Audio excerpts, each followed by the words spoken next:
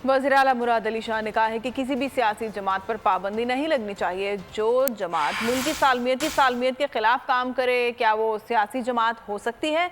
अगर कोई जमात foreign funding करे तो वो सियासी जमात नहीं है। मुल्क को इस वक्त सबसे ज़्यादा इस्तेहकाम की ज़रूरत है और इस्तेहकाम सिर्फ और सिर्फ पीपल्स पार्टी ला सकती है। असम्बलियाँ 13 अगस्त को तहलील हों तो इलेक्शन 60 दिन में होना चाहिए। किसी पे पाबंदी नहीं लगी। मैं पाबंदी के बिल्कुल हक में नहीं है।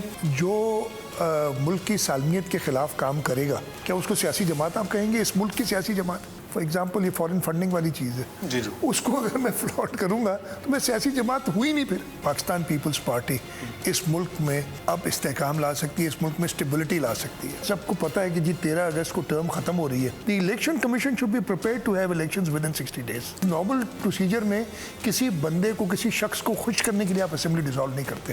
ये पार्टी लीडरशिप फैसला करती है। किसी को भी बना दें, आपको कोई एतराज नहीं? कोई एतराज नहीं होगा? मुझे आज चेंज कर दे, मुझे कोई एतराज नहीं। पार्टी लीडरशिप की मर्जी होती है।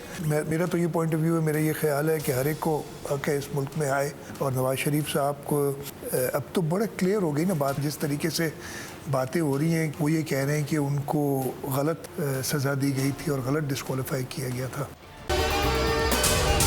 अगर आपको ये वीडियो पसंद आई है तो हमारे चैनल को सब्सक्राइब करें और बेल आइकन को प्रेस करें।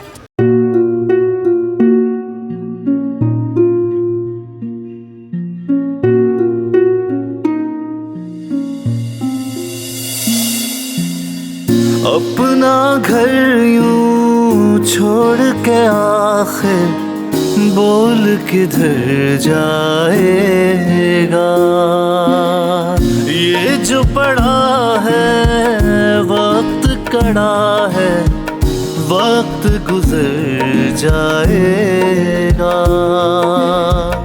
अब जिंदगी फैसले की घड़ी, सारी मईशत के घर है खड़ी।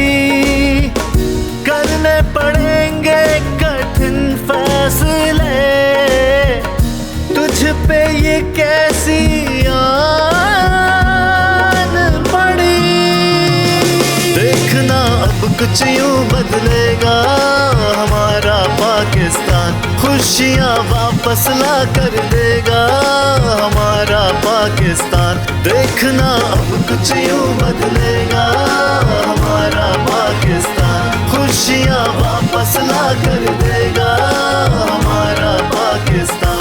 देखना अपनी पहचान के लिए बोल, पाकिस्तान के लिए बोल। हमारा पाकिस्तान, मिशन मईशत। देखना